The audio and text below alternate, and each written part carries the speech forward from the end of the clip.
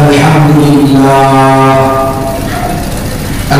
لله نحمده ونستعينه ونستغفره ونؤمن به ونتوكل عليه ونعوذ بالله من شرور أنفسنا ومن سيئات أعمالنا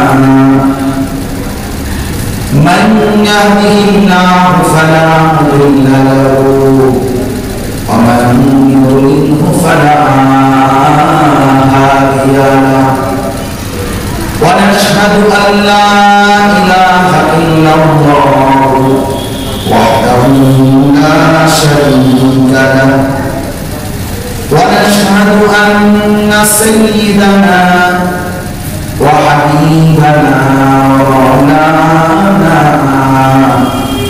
محمدا عبده ورسوله أما بعد فأعوذ بالله من الشيطان الرجيم بسم الله الرحمن الرحيم أيحسبون أنما نمدهم به من مال وبنين نسارع لهم في الخيرات بل لا يشعرون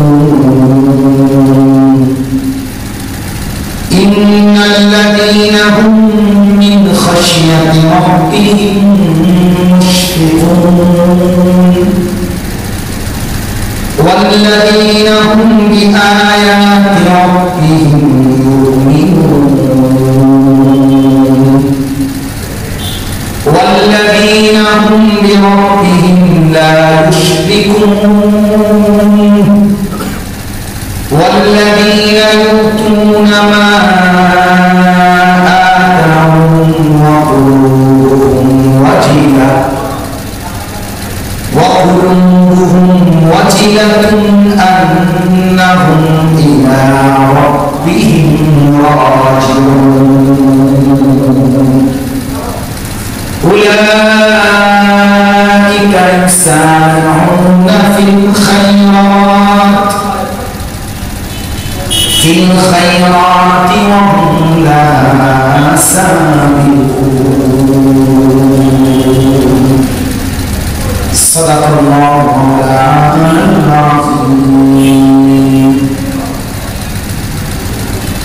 وقال النبي صلى الله عليه الصلاة والسلام التقوى حاهنا ويشير إلى صدره 3 مرات اللهم صل على محمد وعلى آل محمد كما صليت على إبراهيم وعلى آل إبراهيم إنك حميد مجيد اللهم بارك على محمد وعلى آل محمد كما باركت على إبراهيم وعلى آل إبراهيم إنك حميد مجيد سبحانك لا علم لنا إلا ما علمتنا إنك أنت العليم الحكيم. الحمد لله الله رب العزة والجلال والإكرام والفضل والكرم رب العالمين الإحسان মেহেরবানি দয়া আল্লাহ তাআলা আজ 2 ডিসেম্বর 2020 রোজ বুধবার কুমিল্লা জেলা মুরাদনগর উপজেলাধীন গোকুলনগর পশ্চিম পাড়া জামে মসজিদের উদ্যোগে আজকের এই মুতাবারক ইসলামী বয়ান মাহফিল আল্লাহ তাআলা আমাদেরকে মাগরিবের নামাজ আদায় করে কিছু জিকির তাসবিহ আদায় করে আল্লাহর ঘর মসজিদে একত্রিত হয়ে জমিয়ে বসবার তৌফিক দিয়েছেন, আলহামদুলিল্লাহ। আল্লাহ পাকের শুকর, আল্লাহ তাআলা আমাদেরকে মাগরিবের নামাজ পড়ার তৌফিক দিলেন। আর নামাজ পড়া এটা আল্লাহ তাআলার আদেশ। কার আদেশ? আল্লাহর আদেশ। ঠিক তেমনি ভাবে জিকির করা এটা আল্লাহ তাআলার আদেশ। ঠিক তেমনি ভাবে সকাল সন্ধ্যায় তাসবিহ পড়া আল্লাহ তাআলার আদেশ। তাহলে আল্লাহর আদেশ, এ কারণে নামাজ পড়ি। আল্লাহর আদেশ, এ কারণে জিকির করব না কেন? আল্লাহর আদেশ, সকাল সন্ধ্যায় তাসবিহ পড়ব না কেন? তাসবিহ মানে নবীজি সাল্লাল্লাহু আলাইহি ওয়াসাল্লাম যেগুলো পড়তেন, এজন্যই যে এতক্ষণ পর্যন্ত পড়লাম, আমরা বারবার এই আমলটা করে হিসাব করে দিয়েছি। বরাবর 20 মিনিট সময় লাগে। এই 20 মিনিট সময় গোটা পৃথিবীর সমস্ত বক্তা যা ওয়াজ করে বয়ান করতে পূর্বে তার চাইতে কোটি কোটি গুণ বেশি দাম এই 20 মিনিটের। আমার মতো 2-4 লাখ মৌলবী বাংলা শিক্ষার বয়ান করা, এর চাইতে রাসূলুল্লাহ সাল্লাল্লাহু আলাইহি ওয়াসাল্লাম, নবী পাক সাল্লাল্লাহু আলাইহি ওয়াসাল্লামের সরাসরি জবান থেকে বের হয়েছে। আল্লাহ রাসূল সাল্লাল্লাহু আলাইহি ওয়াসাল্লাম এগুলো সরাসরি আমল করতেন, সবসময় লাজিম নিয়মিত আমল। তাইলে নবীজি সাল্লাল্লাহু আলাইহি ওয়াসাল্লামের জবানের এক শব্দ বাকি উম্মতের কত কোটি কথা একত্র করলে বরাবর হবে না? যে এই 20 মিনিটের দাম আমরা সব বক্তার ওয়াজের চাইতেও কি কেন? এই 20 মিনিটে যা পড়া হলো, পড়ানো তা সরাসরি আল্লাহ রাসূল সাল্লাল্লাহু আলাইহি ওয়াসাল্লামের জবান থেকে বের হবে। এজন্য তাসবিহগুলো শিখতে চেষ্টা। আল্লাহ পাক কুরআন কারীমে বলছেন, ইয়া আইয়ুহাল্লাযীনা আমানু উযকুরুল্লাহা যিকরান কাসীরা। হে ইমানদার মুমিন, তোমরা বেশি বেশি আল্লাহ তাআলার জিকির করো। ওয়াসাব্বিহুহু, এবং তাসবিহ পড়ো। বুকরাতান ওয়া আসীলা, সকাল সন্ধ্যা। এই সকাল সন্ধ্যায় বিশেষভাবে কিছু তাসবিহ আছে, এই তাসবিহগুলো পড়ো। আর সারাদিন বেশি বেশি আল্লাহ তাআলার কি করো? জিকির করো। সারাক্ষণ আল্লাহর জিকির করো।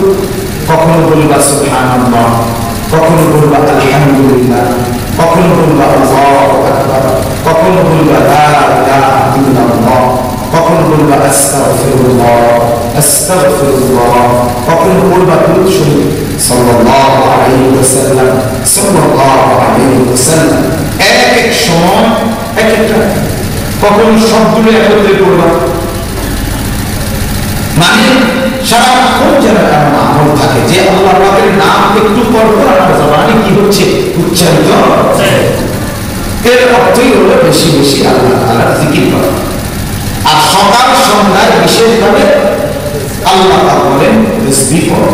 তাহলে বোঝা গেল নামাজের যত কিছু সব কিছু শিখাই দিয়েছেন কি? আল্লাহ রাসূল সাল্লাল্লাহু আলাইহি ওয়াসাল্লাম, আল্লাহ পাকের পক্ষ থেকে। আল্লাহ তো বললেন আকিমুস সালাত, তোমরা নামাজ আদায় করো, নামাজ কায়েম করো। এখন নামাজ কিভাবে পড়তে হয়? দাঁড়িয়ে, না উপর হয়ে, না বসে, না শুয়ে, কয় রাকাত পড়তে হয়, কখন পড়তে হয়, কিভাবে পড়তে হয়, আগে রুকু না আগে সেজদা, রুকুতে কি করতে হয়, সেজদাতে কি করতে হয়, দাঁড়িয়ে কি করতে হয়, বসে কি করতে হয়, এই সব কিছু বিস্তারিত রাসূলুল্লাহ সাল্লাল্লাহু আলাইহি ওয়াসাল্লাম আমাদেরকে শিখিয়েছেন। ফলে আমরা নবীজি সাল্লাল্লাহু আলাইহি ওয়াসাল্লামের শেখানো মতেই কি করি? নামাজ আদায় করি। তাহলে এটাই নিয়ম, ইবাদত আদায় করতে হবে। এই কথাটা খুব জরুরি মনে রাখবেন। ইবাদত আদায় করতে হয় রাসূলুল্লাহ সাল্লাল্লাহু আলাইহি ওয়াসাল্লামের তরিকা। যদি কোনো আমল এই কথাটা বুঝেন যে এটা ইবাদত, তাহলে অবশ্যই এটা করতে হবে নবীজি সাল্লাল্লাহু আলাইহি ওয়াসাল্লামের কি মোতাবেক? তরিকা মোতাবেক। নবীজি সাল্লাল্লাহু আলাইহি ওয়াসাল্লামের তরিকা মোতাবেক ইবাদত হয় না, ব্যতীত নবীজির তরিকা ব্যতীত কি হয় না? ইবাদত হয় না। ইবাদত হয় না। ইবাদতের জন্য দুইটা জিনিস লাগে। একটা জিনিস হলো ইখলাস, ইবাদতটা শুধুমাত্র আল্লাহর জন্য হতে হবে, শুধু কার জন্য হতে হবে। আর দুই নাম্বার হলো সহিহ, শুদ্ধ হতে হবে। আর শুদ্ধের মাপকাঠি কি? শুদ্ধের মাপকাঠি আপনার দৃষ্টিতে হলে বলে আমার তো এটা ভালো লাগছে, আমার তো এটা সুন্দর লাগছে না, আপনার তো সুন্দর লাগছে না ভালো লাগছে, এটা বিবেচনা। শুদ্ধের মাপকাঠি হলো রাসূলুল্লাহ সাল্লাল্লাহু আলাইহি ওয়াসাল্লামের তরিকা।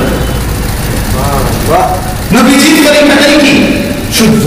এবার আমরা বুঝি দরকার এটাই শুদ্ধ। তাহলে কি বুঝা গেল?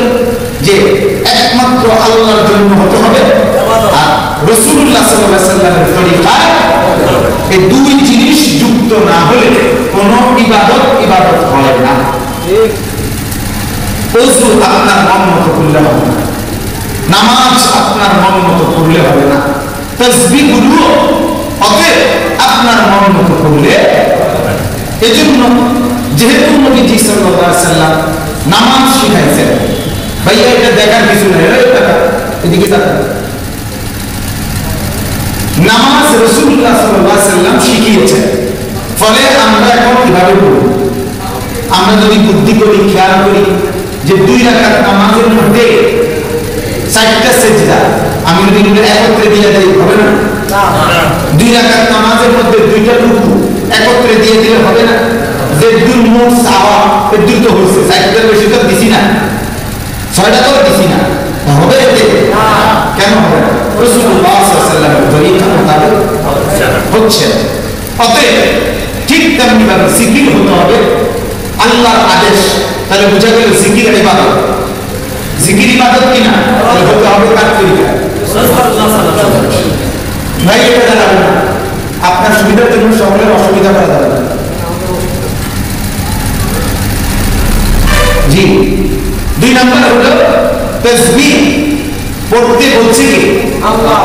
তাহলে বুঝা গেল ওটা আল্লাহর আদেশ, তাহলে এটা কি? ইবাদত। কথা বলেন এটা কি? হতে হবে কার তরিকা? নাইলে সেটা কি হবে না? আদায় হবে না। তাসবিহ আদায় হবে। বিবাহ আল্লাহর আদেশ। ফানকিহু, আল্লাহ বলছে ফানকিহু, তোমরা বিয়ে করো। তাহলে বুঝা গেল বিবাহ ইবাদত, যেহেতু কার আদেশ? আল্লাহ। তাহলে হতে হবে রাসূলুল্লাহ সাল্লাল্লাহু আলাইহি ওয়াসাল্লামের তরিকা। তাই ওই বিয়ে না যে বিয়েতে বাজনা বাজে, ওই বিয়ে মুসলমানের বিয়ে না যে বিয়েতে নারী পুরুষ একত্রে বসে, ওই বিয়ে মুসলমানের বিয়ে না যে বিয়ের মধ্যে সবাই ভিডিও আর ছবি উঠানো নিয়ে প্রতিযোগিতা করে, ওই বিয়ে ইবাদত না মুসলমানের বিয়ে না যে বিয়ের মধ্যে নারী পুরুষ একত্রে ভাত খায়, ওই বিয়ে না যে বিয়ের মধ্যে ভ্যাকসিন বাজে, ওই বিয়ে না যে বিয়ের মধ্যে নারী পুরুষের পর্দার কোনো হেফাজত পায় না, ওই বিয়ে না যে বিয়েতে মেয়ের কাছে বেগানা পুরুষ যায়, এটা মুসলমানের বিয়ে না। ওইটা তো তামাশা ছাড়া, খামখেয়ালি ছাড়া আর নিজস্ব খেয়াল খুশি ছাড়া আর কিছু। ইবাদত হতে হবে রাসূলুল্লাহ সাল্লাল্লাহু আলাইহি ওয়াসাল্লামের তরিকা। বেচা কিনা, আয় রোজগার করা, তালাবুল কাসবিল হালাল ফরিদাতুন বাদাল ফরিদা। নবীজি বলেছেন হালাল রোজগার তালাশ করা এটা নামাজ আদায়ের পরে এটা দ্বিতীয় নম্বরে ফরজ, রোজা আদায়ের পরে এটা দ্বিতীয় নম্বরে ফরজ, যাকাত আদায়ের পরে এটা দ্বিতীয় নম্বরে ফরজ, হজ আদায়ের পরে এটা দ্বিতীয় নম্বরে ফরজ। অতএব যেটা ফরজ এটা ইবাদত কিনা? ইবাদত। অতএব ব্যবসা হতে হবে কিসের ভিত্তিতে? রাসূলুল্লাহ সাল্লাল্লাহু আলাইহি ওয়াসাল্লামের তরিকা। আত্মীয় স্বজনের খোঁজ খবর রাখা আল্লাহ পাক এটা আদেশ করছে। আল্লাহ আদেশ করছেন ওয়ালাতিজাল কুরবা, আত্মীয় স্বজনের হক আদায় করো, তাহলে কার আদেশ? তাহলে এটা কি বলেন? হতে হবে রাসূলের তরিকা। অসুস্থ ব্যক্তির সেবা শুশ্রূষা করা, নবীজি বলছেন এটা মুসলমানের পরিচয়, মুসলমানের কাছে এক মুসলমানের হক। তাহলে বোঝা গেল এটা ইবাদত, হতে হবে রাসূলের তরিকা। সোজা কথা, যা কিছু ইবাদত তা হতে হবে কার তরিকা? নবী পাক সাল্লাল্লাহু আলাইহি ওয়াসাল্লামের তরিকা। এই জন্য নবীজি সাল্লাল্লাহু আলাইহি ওয়াসাল্লামের সুন্নাত জানা, নবীজি সাল্লাল্লাহু আলাইহি ওয়াসাল্লামের তরিকা জানা এক মুসলমানের জন্য অত্যন্ত জরুরি, সারাক্ষণ জরুরি, সারাক্ষণ জরুরি। এই জন্য আপনাদের কাছে আমার বিনীত অনুরোধ, আপনারা মেহরবানি করে এই তাসবিহ এগুলো শিখবেন। তাইলে কি হবে? তাসবিহটা রাসূলের তরিকা হতে হবে, ঠিক কি না বলেন? এই জন্য চেষ্টা করবেন। মসজিদের ইমাম সাহেব কোথায়? এদিকে আসেন। এই আমার গাড়িতে আপনার এই তাসবিহ যেগুলো পড়লাম এটার কাগজ আছে, এই কাগজ আপনি নেবেন, নিয়ে মুসল্লিদেরকে প্রতিদিন অল্প অল্প করে, যারা আপনার নিয়মিত মুসল্লি, এই নিয়মিত মুসল্লিদেরকে আপনি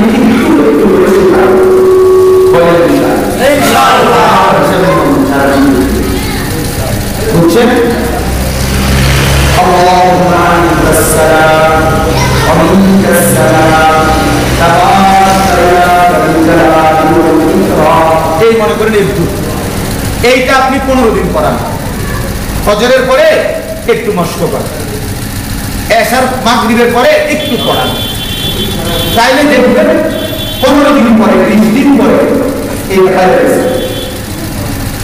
আমাদের ঢাকার একজন প্রখ্যাত আলেম বিল্লাহ আল্লামা মুফতি মনসুর হক সাহেব হযরত বলেন যে ইমামদেরকে লক্ষ্য করে, যে ইমাম সাহেব আপনি 10 বছর ধরে এক মসজিদের ইমাম, অথচ আপনার মসজিদের প্রথম কাতারের মুসল্লিদের এখনো ওযু, নামাজ, সূরা, কিরাত, জিকির, তাসবিহ এগুলো এখনো শুদ্ধ হলো না, শুদ্ধ করলেন না। হযরত বলেন ইমাম সাহেব আল্লাহ পাকের কাছে কি জবাব দিবেন? আল্লাহর কাছে কি জবাব দিবেন? এতটা গুরুত্ব দিয়েছে। আর আমার শায়েখ আরিফ বিল্লাহ আল্লামা মুফতি মুশতাকুর নবী সাহেব হযরত বলেন যে মসজিদের ইমাম ফিকিরওয়ালা, একটু দরদওয়ালা, একটু ফিকিরওয়ালা, যে আমার মুসল্লিদেরকে দিনদার বানানো দরকার, আমার মুসল্লিদের ওযু, নামাজ সুন্দর করা দরকার, আমার মুসল্লিদের জীবন সুন্দর করা দরকার, এতটুকু ফিকির যে মসজিদের ইমামের মধ্যে আছে, হযরত বলেন বাকি 1 লাখ ইমামের চাইতে দেখা যাবে ওই ইমামকে ওই মুসল্লিরা কলিজার চাইতে বেশি মহব্বত করে। দরদ শুধু একটু দরদ দরকার, তো ফিকির মানতে হবে। 1:30 যোহরের নামাজ ইমাম সাহেব যদি 29 ঢোকে আর 35 বাইরে হয়, তাই তো হুজুর রে মুসল্লিরা বাইরে যাবেন, কথা বুঝেন না? এই জন্য ইমাম সাহেবের দায়িত্ব শুধু নিজের বান্দা না সালাম ফিরানো, এটা না।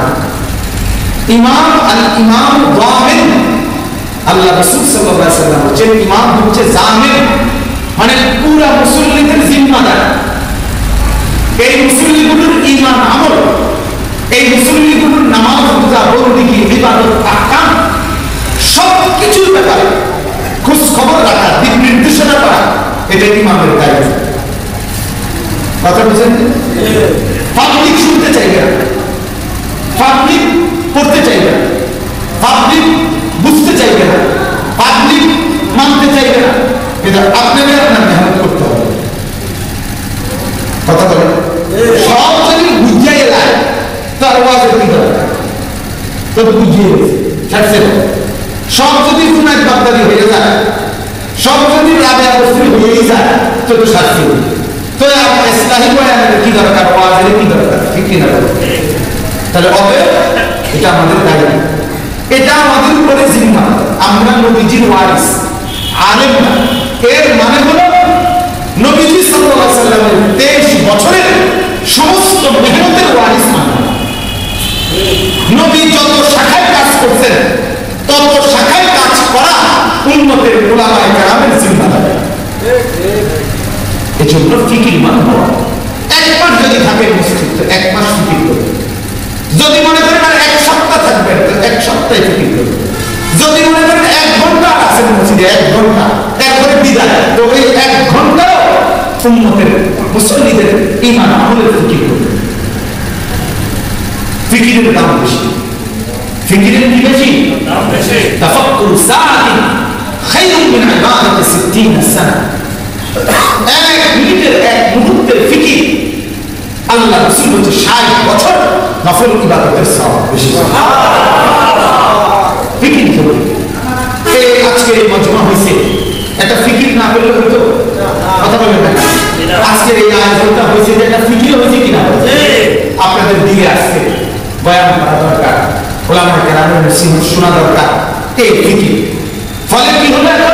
এতগুলো মানুষ জমল, ওলামায়ে কেরাম আসলো, কত সুবহানাল্লাহ উচ্চারণ হবে, আলহামদুলিল্লাহ উচ্চারণ হবে। তাহলে এই সবগুলোর ইন্তজাম হলো একটু কিসের কারণে? ফিকির হলো। আল্লাহ তাআলা আপনাকে কবুল করুন। আমিন। এজন্য ইনশাআল্লাহ ভাইয়া মুসলিমদের জন্য দরদ নিয়ে ফিকির করুন। ধরুন আমি আমার মসজিদের বুড়া বুড়া মুসলিমদের কোরআন শরীফ মস্কের জন্য জবরদস্তি করতে করতে করতে 5 বছর মেহনত করছি লাগাতার, বুঝাইতে বুঝাইতে আলহামদুলিল্লাহ প্রথম সারির মুরব্বী বুড়া আল্লাহর রহমতে কোরআন শরীফ শিক্ষা এখন খতম দিয়েছে 2-4 বার। সময় লাগছে, কষ্ট হয়েছে, বুঝাইছি। তাও শুধু শুক্রবারের মেহনত। আমি কোনো 5 ওয়াক্তের ইমাম না।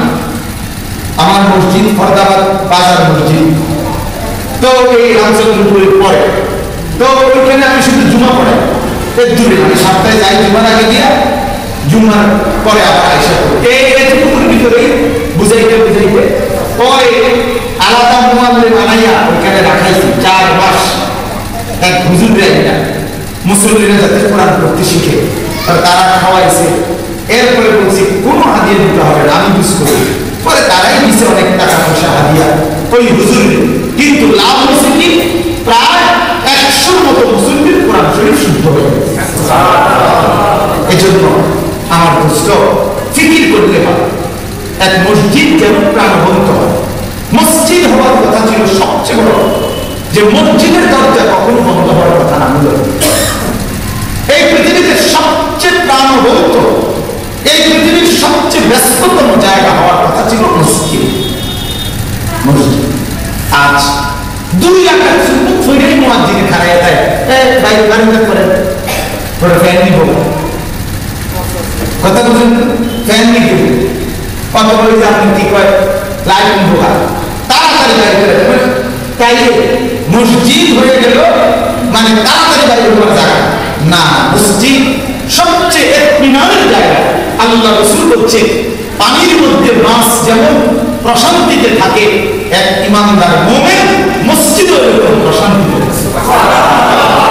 আল মুমিনু ফিল মসজিদ কাসসামাকি ফিল মা। মসজিদে মুমিন এমন পানির মধ্যে মাছ এমন। ওয়াল মুনাফিকু ফিল মসজিদ কাত-তাইরি ফিল কাফাস। নবীজি বলেন মুনাফিক মসজিদে এমন খাঁচার মধ্যে পাখি যেমন, খাঁচার মধ্যে পাখি ছটফট করে, ঠিক কিনা? এমনই বাইরে তো খাঁচার মধ্যে পাখি যেমন ছটফট করে, মসজিদ মুনাফিক মসজিদে আসলে এরকম ছটফট করে। 30 বেজে গেছে, বুঝলেন? কিতা দেখেন না, তুমি দেখেন না, কোনো টাইম টেবিল নাই, রাত পাইয়া ছাড়তে মনে করে না। হ্যাঁ, এই কিন্তু খাচ্ছেদের কারণে বসে একটা মনে করে না। আমি না লিখেছি তার আমরা কি আমার সমস্যা দেখি। আমি মসজিদের কত বেড়ে যাইয়ে না অসুবিধা কি মসজিদে উঠিয়ে গেছে না, বাইরে বসছে হুজুরের খাচ্ছেদের কারণে বসে, মানে ওনারা কামড়াইতে আছে শয়তানে, ওনারা ইবলিসে কামড়ায়। কোন সময় মসজিদ থেকে বের হবে কেন? আমাদের কি কামড়ায়? 1:30 জুমার নামাজ দাঁড়াইতে হবে জামা, এটা কি কোরআনের আয়াত? কথা বলেন না, এটা রাসূলুল্লাহর হাদিস। নবীজিকে বলছে হে ইমানদার, একটা 30 জুমার নামাজে দাঁড়াইও, নাইলে কবিরা গুনাহ। এই কথা আছে না? তাহলে আমরা এরকম বিরক্ত হন কেন বলেন? এজন্য খেয়াল, মসজিদ মুমিনের সবচেয়ে আরামের জায়গা।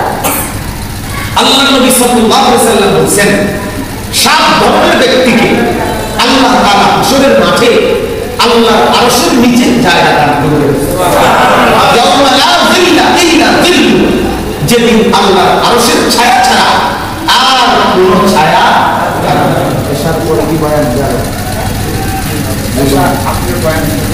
আচ্ছা, তো বলেন যে কথাটা বুঝছেন কিনা, যে আপনার বিষয়টা এইটা বুঝানো যে কয় ধরনের ব্যক্তি বলেন?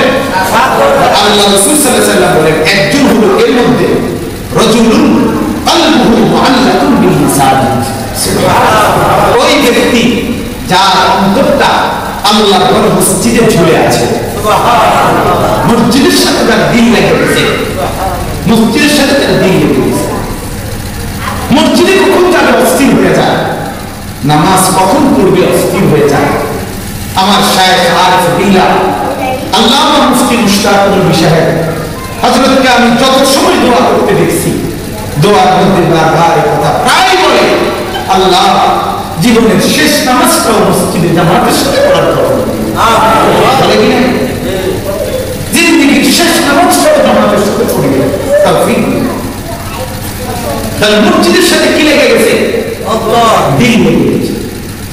করোনা যখন লকডাউন দিছে সরকার, আমাদের মাদ্রাসাগুলো যখন বন্ধ করে দিছে, বলছে বা সব বন্ধ করে দিতে, তখন আমাদের শায়েখ আল্লামা মুফতি মুশতাকুল সাহেব ঘরে মাদ্রাসার ছাত্রদেরকে ছুটি দিয়া ঘরে থেকে বেডিং পত্র আইনা মসজিদের কোনায়, মাদ্রাসার মসজিদের কোনায় বেডিং ফেলাইয়া বলছে আমি মুশতাকুল নবী আমার মালিকের ঘরে আশ্রয় নিলাম, যতদিন মাদ্রাসা না খুলবে আর রাতে ঘরে আর ঘুমাবো না, আর ঘুমায় না, মসজিদে ছিল। এবং সেই কারণে ওই জায়গাটা হুজুরের জন্য এখন স্থায়ীভাবেই এখন থাই গাছ লাগাইয়া ওই জায়গাটা যে এখন উনি এখানেই বসার জায়গা, মসজিদকে একদম দিলের সাথে আপন করে আল্লাহ রাসূল সাল্লাল্লাহু আলাইহি ওয়াসাল্লাম বলেছেন, তাই মসজিদের সাথে যারা দিল লেগে যায় সে কি আল্লাহ আরশের নিচে কি পাবে? ছায়া। তাই মসজিদ নবীজি সাল্লাল্লাহু আলাইহি ওয়াসাল্লাম যত দুর্বল অসহায় সাহাবী দূর দূর থেকে এসে মুসলমান হয়েছেন, মদিনায় যাদের বাড়ি ঘর বসত ভিটা খাদ্য সামানা কিচ্ছু ছিল না, আল্লাহ নবী সবগুলোকে আল্লাহ রাসূল মসজিদে নববীতে আশ্রয় দিয়েছেন। এবং ওই জায়গাটাকে আজও মসজিদের ওই জায়গাটা, যে জায়গাটার মধ্যে রাসূলুল্লাহ সাল্লাল্লাহু আলাইহি ওয়াসাল্লামের ওই দুর্বল সাহাবী হযরত আবু হুরায়রার মতো সাহাবী, এই সাহাবীরা যেখানে থাকতেন ওই জায়গাটা আজও মসজিদে নববীর পাশে আল্লাহ রাসূলের রওজা মুবারকের পিছনে এখনো একটু উঁচু করে চিহ্ন লাগানো আছে। আল্লাহ বান্দারা ওখানে বসবার জন্য রীতিমতো যুক্ত করে ওই জায়গাটা একটু বলতে, এই আসহাবে সুফফা যে জায়গা বসছে এখানে বসতে হলে মানুষ ধাক্কা ধাক্কি লাইন করে পড়ে একটু জায়গা করতে পারে, দুইটা টাকা নামাজ দিন করতে পারে। এজন্য মসজিদকে আপন মানানো, মসজিদকে জীবনের সাথে মিশিয়ে দেওয়া এক মুমিনের জিন্দেগীর সবচেয়ে বড় কেন্দ্রস্থল মসজিদ। মসজিদের প্রতি ভালোবাসা, এতে আল্লাহ তাআলা বলেন ইন্নামা ইয়া'মুরু মাসাজিদাল্লাহ। আপনাদের মসজিদ নতুন দেখে এই জন্য ভালো লাগছে, এই জন্য বলতেছি ইন্নামা ইয়া'মুরু মাসাজিদাল্লাহ। আল্লাহ বলছে কোরআন কারীমে, তারাই মসজিদ বানায়, তারাই মসজিদ আবাদ করে মান আমানা বিল্লাহ, যারা আমি আল্লাহর প্রতি ঈমান রাখে। তাহলে মসজিদ বানানো, মসজিদ আবাদ করা, মসজিদের খেদমত করা আল্লাহর প্রতি ঈমান আছে এই কথার প্রমাণ। ওয়াল ইয়াউমিল আখির, 2 নাম্বার, তারাই মসজিদ আবাদ করে যারা আখিরাতে বিশ্বাস করে। 3 নাম্বার, ওয়া আকামাস সালাহ, নামাজ আদায় করে। ওয়া আতাস যাকাত, যাকাত আদায় করে। ওয়ালাম ইয়াখশা, আল্লাহ বলেন এই 4 গুণ আল্লাহ এবং আখিরাতের প্রতি ঈমান, নামাজ আদায়, যাকাত আদায়, আল্লাহ ছাড়া কাউকে ভয় করে না, এই চার গুণ যাদের মধ্যে আছে আল্লাহ বলেন তাদের দ্বারা আল্লাহর ঘর মসজিদ আবাদ হবে। তাহলে নামাজি যে নামাজ পড়ে সেগুলো তো কি করছে? মসজিদ আবাদ রাখছে। সে কি রাখছে বলেন? এই জন্য মসজিদকে সবসময় আবাদ রাখে, সবসময় মসজিদের মধ্যে নিয়মিত মসজিদের মক্তব গুরুত্বের সাথে চালু করে। মুসলমানের এক বাচ্চা, মসজিদের মুরব্বীরা, মসজিদের কমিটির সদস্যরা, মসজিদের ইমাম সাহেব, এই নওজোয়ান সাথী যারা আজকে এই মেহনত করছেন, আপনাদের কাছে আমি বলি, আপনারা মসজিদের এই মহল্লার ঘরে ঘরে গিয়া আপনারা বাচ্চা কালেকশন করেন, আপনারা মুসলমানের বাচ্চাদেরকে বুঝায় বুঝায় মসজিদে আনেন, আইনা ফজরের নামাজের পরে বক্তব্য চালু করে দেন, ফজরের নামাজের বক্তব্য গুরুত্ব দিয়ে চালু করে দেন। মুসলমানের বাচ্চা দেখবেন ঘুম থেকে উঠে আল্লাহর কালাম নিয়ে বসলে ওই ঘটনাদের উপরে আল্লাহ পাকের অসংখ্য রহমত বর্ষিত হয়। আর এক বাচ্চাকে যদি আপনি কোরআনের জন্য বসাই দিতে পারেন, আল্লাহর অসংখ্য জোয়ান, তাই ওই বাচ্চা কোরআন তিলাওয়াতে যে সওয়াব হবে তোমার আমলের মধ্যে সওয়াব হবে। তুমি ধরে তুমি বসায় ফজরের নামাজের পরে মস্ক করেন, আমলগুলো মস্ক করেন, মুসলিমদেরকে নিয়ে পড়েন। আসরের নামাজের পরে 2-4-5 মিনিট মস্ক করেন। মাগরিবের নামাজের পরে প্রতিদিন একটু সময় মস্ক করেন। মানে মসজিদকে কি রাখেন? আবাদ রাখেন, মসজিদকে প্রাণবন্ত রাখেন, মসজিদকে সবসময় যেন মসজিদের মধ্যে আল্লাহ পাকের বিভিন্ন রকমের ইবাদত হয়। মাসে মাসে 2 মাসে 2 মাসে ওলামায়ে কেরাম আইনা এই অল্প সময়ের বয়ানের ইন্তজাম করেন, বিভিন্ন বুজুর্গ ওলামায়ে কেরামদেরকে দাওয়াত দিয়ে আনেন। দেখবেন আস্তে আস্তে আপনাদের মসজিদ আল্লাহ পাক এক আবাদ মসজিদ হিসাবে আল্লাহ তাআলা লিখে দেবেন। নবী সাল্লাল্লাহু আলাইহি ওয়াসাল্লাম বলেন, ইন্নাল মাসজিদ আওতাদা, প্রত্যেকটি মসজিদের কিছু খুঁটি আছে। কি আছে? কোথায় খুঁটি? দুইটা না? না, আল্লাহ রাসূল বলেন প্রত্যেক মসজিদের খুঁটি হলো ওই মসজিদের নিয়মিত মুসল্লি। সুবহানাল্লাহ। ওই মসজিদের নিয়মিত মুসল্লি হলো ওই মসজিদের খুঁটি। আর আল্লাহ রাসূল বলেন ওই খুঁটির কোনো একটি খুঁটি কোনদিন যদি উপস্থিত থাকে তো ফেরেশতারা নিজে তাকে গিয়ে তালাশ করে, যদি দেখে সে কোনো মুসিবতে পড়ছে ফেরেশতারা আল্লাহর কাছে তার মুসিবত দূর করার জন্য দোয়া করতে থাকে। যদি দেখে লোকটা অসুস্থ ফেরেশতারা আল্লাহর কাছে বলে, আল্লাহ এই মসজিদের খুঁটি ছিল এই লোকটা এই সমস্যার কারণে আসতে পারে নাই, তুমি মালিক আসান করো। এই জন্য মসজিদের সাথে আল্লাহ তাআলা অনেক নিয়ামত রাখছে, অনেক নিয়ামত। হাদিসে আছে আল্লাহ রাসূল সাল্লাল্লাহু আলাইহি ওয়াসাল্লাম বলেছেন, কোন ব্যক্তি যখন মসজিদে ঢোকে তখন সে আল্লাহর মেহমান হয়। সুবহানাল্লাহ। কার মেহমান? আল্লাহ। দুয়ুফুর রহমান, দুয়ুফুর রহমান, রহমানের মেহমান। দুয়ুফ অর্থে বহুবচন, আর রহমান তো আল্লাহ। এই জন্য কাবা শরীফের যারা যাত্রী, হজ যাত্রীদেরকে আরবরা দুয়ুফুর রহমান বলে, যে রহমানের মেহমান এরা। এই জন্য মদিনায় যারা যায় তাদেরকে মদিনাবাসী এই হাজী উমরার সাথীদেরকে মেহমানের মতো কদর করে, মেহমানের মতো সম্মান করে। এই জন্য আল্লাহ রাসূলের যখনই কেউ মসজিদে ঢোকে সে কি হয় বলেন? আল্লাহর মেহমান। আর আল্লাহ তখন তার মেহমানদারি করে। এখন প্রশ্ন হলো কি দিয়ে মেহমানদারি করে? প্রথমে কি দেয়? কি বন না আফের? আল্লাহ রাসূল বলেন কিরাতুল মাগফিরা, আল্লাহ তাআলা প্রথম মেহমানদারি করে মাগফিরা দিয়ে। সুবহানাল্লাহ। কাকে মাফ করে? বলে এত এত গুনাহ মাফ করে। তাহলে মসজিদে যে ঢোকে তার প্রথম মেহমানদারি আল্লাহ করে কি দিয়ে? তাকে আল্লাহ তাআলা মাগফিরা দিয়ে। এই জন্য মসজিদকে কদর করবেন তো ইনশাআল্লাহ। মসজিদের সাথে দিন লাগাবেন। আর দ্বিতীয় কথা হলো মসজিদের সব কিছুকে কদর করা। মসজিদের সব কিছু আপনার সবকিছুর চাইতে দাম। প্রধানমন্ত্রীর বাসভবনের সবকিছুর চাইতে মসজিদের ঝাড়ু, মসজিদের জুতার বাক্স দাম। প্রেসিডেন্টের সব ঘরের সব কোটি টাকার ফার্নিচার চাইতে মসজিদের বদনা দাম। তো মসজিদ কিসের এটা বলে? মসজিদের বদনা,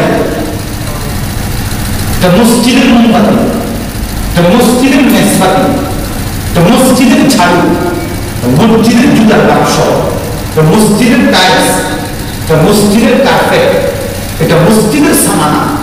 তো এর দাম কি? এর দাম।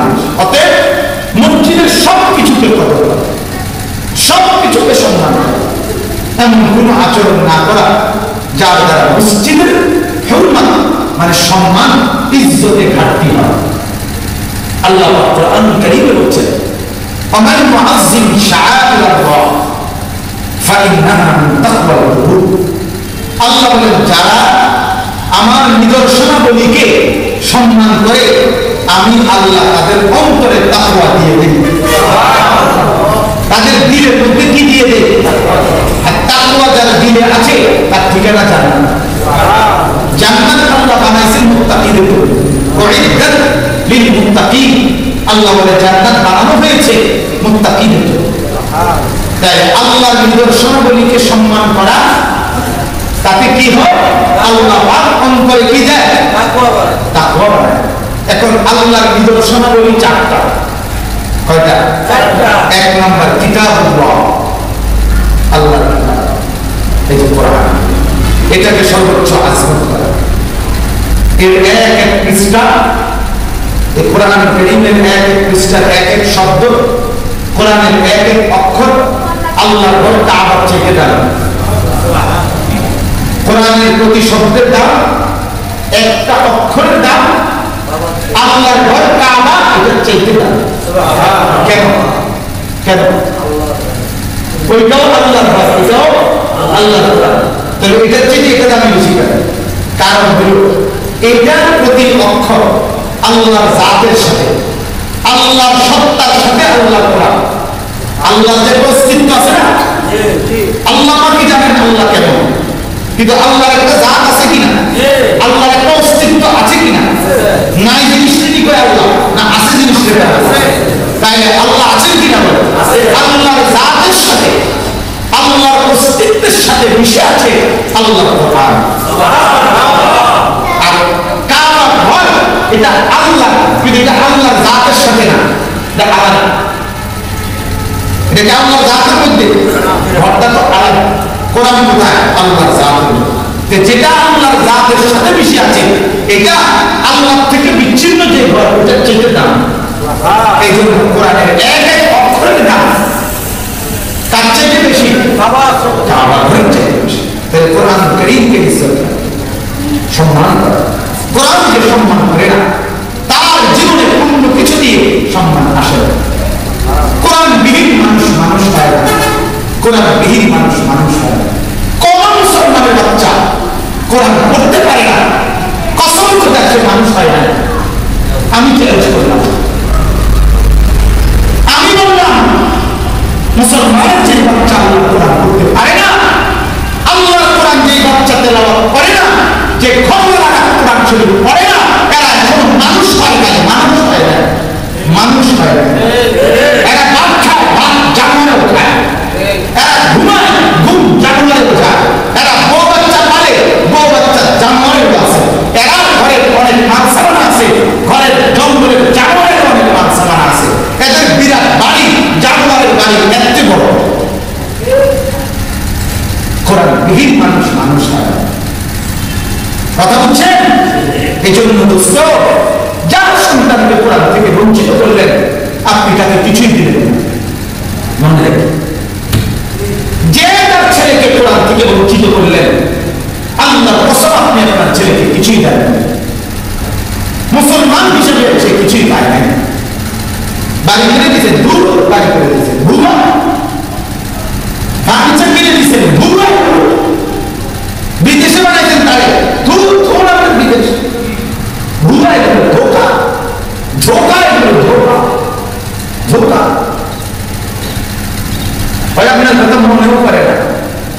বিদেশ পাঠাইছেন শুধু দিয়া দিয়া এত বিয়ে করে অনেক শহরের বাসা বলে উঠায় কথা কয় আমার খবর রাখতে ব্যবহার করতে করেছি খবর অসুবিধা জানাই অসুবিধা জানাই খবর তো করেছি অসুবিধা জানাতে হবে শুধু কি এক বৃদ্ধ মা বাপ শুধু টাকা দিয়েই তার জরুরত পূরণ হয় এই মা রাত গভীরে গরম পানি দরকার এটা মা টাকা দিয়ে কিভাবে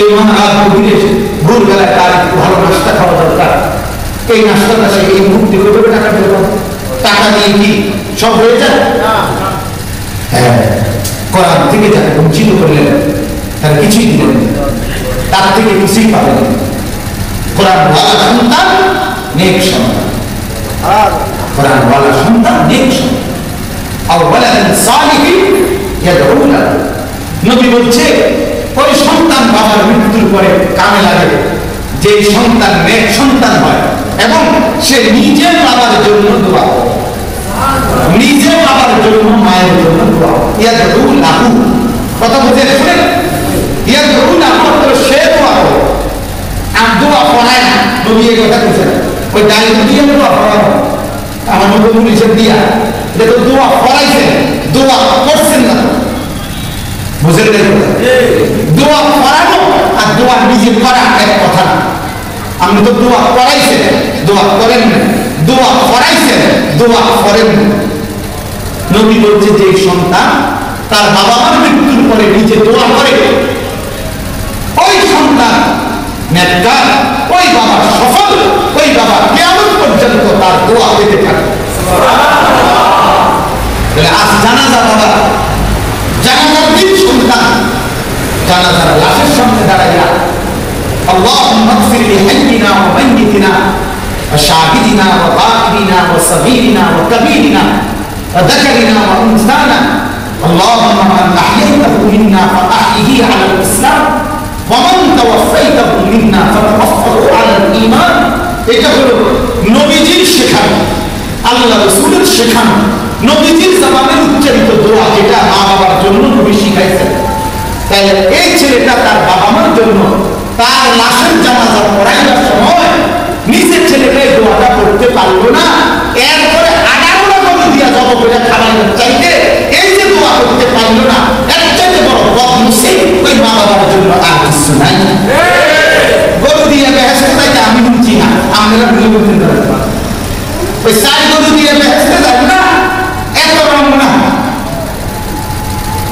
আমি গ্রাম সুক্তি একটা জিগার হয়ে গেছে সাইডটা গরু করে মানুষ খাওয়াইছে আর মানুষ নাফরমানগুলো খাইয়া বদনামি শুরু করে কেউ কয় আদি কম দিছে কেউ কয় মুখ চাইয়া খাদিম করছে কেউ কয় এই দুটা লোকে বলে কি তো এতটি মানুষের কত কত আন্দাজ ঠান্ডালে খাইছে আর আমগো এই লোকটা করে না তারে যদি বলে বলাইছি দিছে তো মুখে চোখ মানে শুরু সম্ভব আছে ঠিক কি না দোয়া করছি কত দোয়া করছি কি বেডিটা বলে বলাই দিছে যে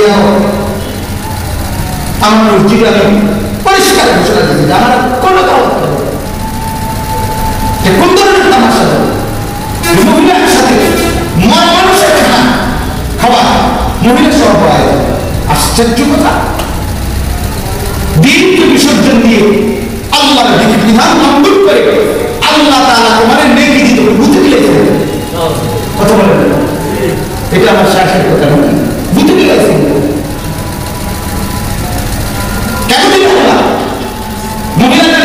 মহিলাদেরকে একসাথে খাওয়াইলা এই অবস্থায় আল্লাহ তোমার নেকি দিবে কেন বল আল্লাহর সাথে নাফরমানি করলে আল্লাহ নেকি দেয়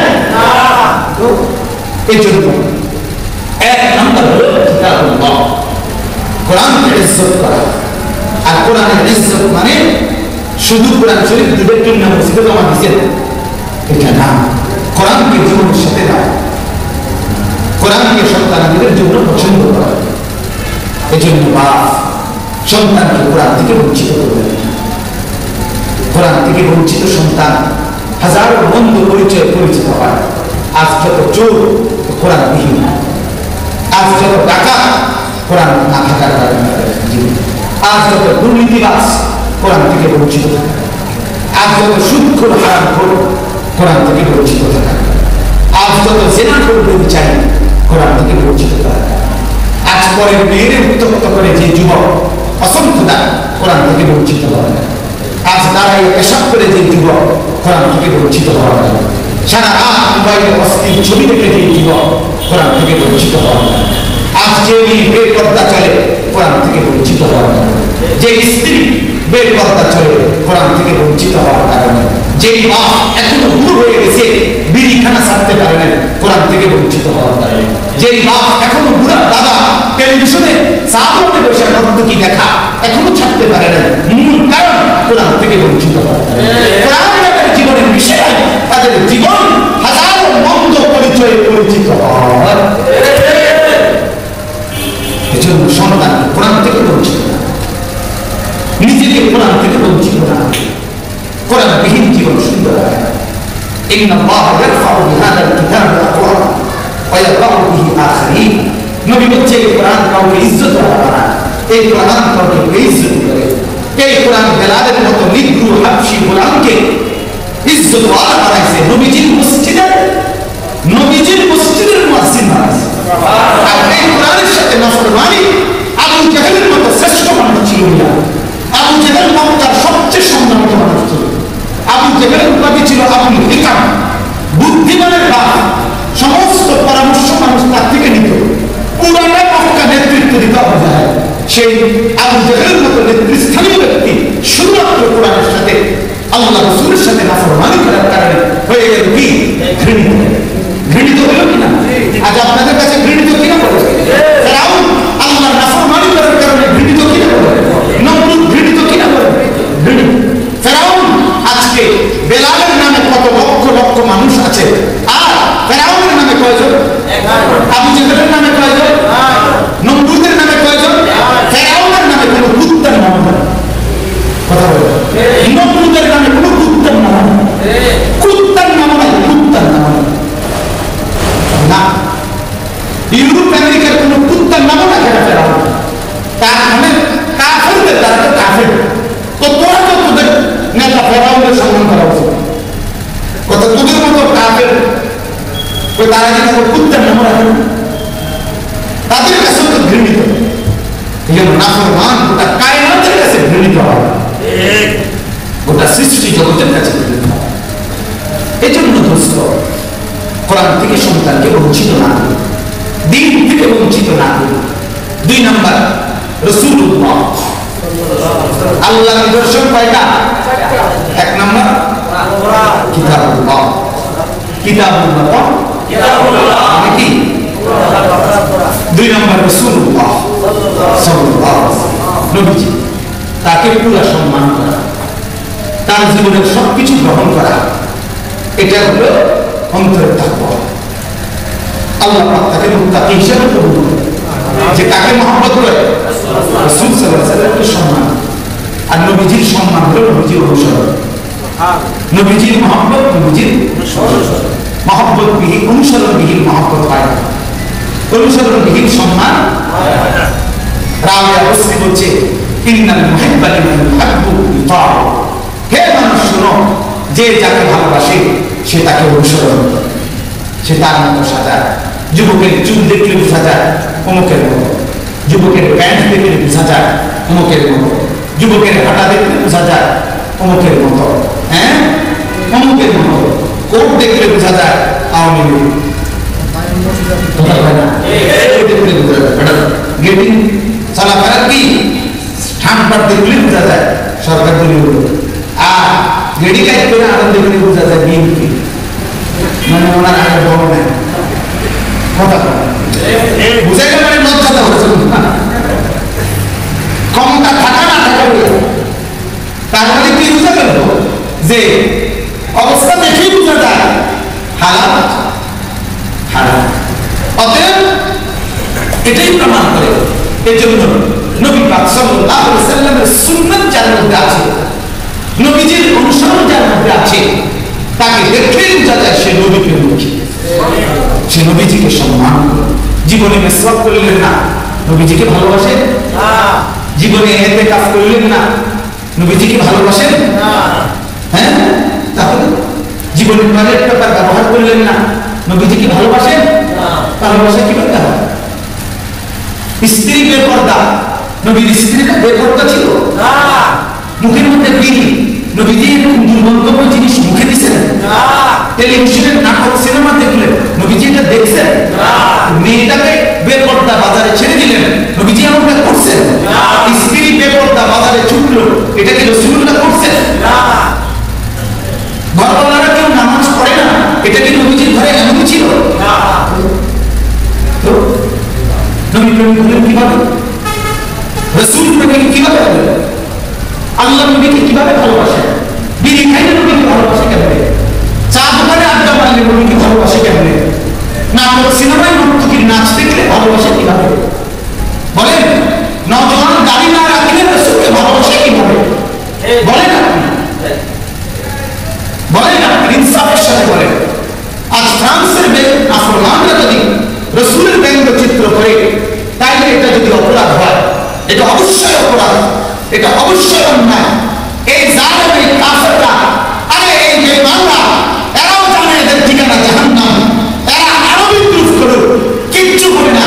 1500 বছরের ভিতরে আমাদের আকা, আমাদের নবী সাল্লাল্লাহু আলাইহি ওয়াসাল্লামকে বেইজ্জতি করে এই পর্যন্ত কেউ ইজ্জত ওয়ালা হয় না।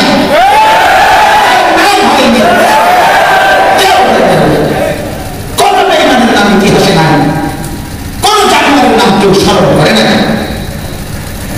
ইসলামের বিরুদ্ধে থেকে কোরআনের বিরোধিতা করে কেউ ইজ্জত ওয়ালা হয় না, হয় না, হয় না। 1400 বছর, 1500 বছরে কত আলেম দ্বীন আপনারা বলেন, কত আলেম, কি পরিমাণ আলেম দ্বীনরা আসছে দুনিয়ায়, কবরে গেছে কিনা বলেন? আরে পূর্বের আলেমরা কবরে গেছেনি? আউলিয়ারা মারা গেছেনি? নবী ইন্তেকাল করছেনি? সাহাবীরা মারা গেছেনি? কথা বলেন। অতএব আল্লাহ তাআলা উলামায়ে কেরাম পৃথিবীতে পাঠাচ্ছেন, আবার তারা কবরে যাবে, কিন্তু আল্লাহর সিদ্ধান্ত, আল্লাহু